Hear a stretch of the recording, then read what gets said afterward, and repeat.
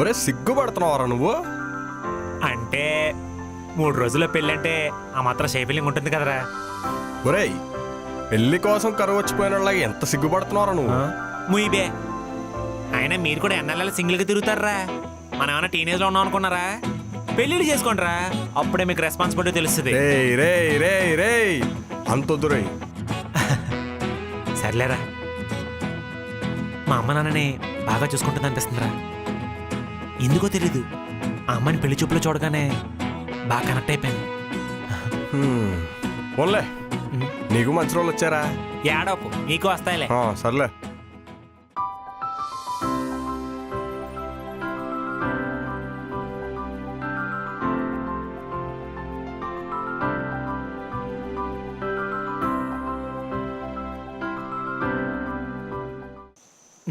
phone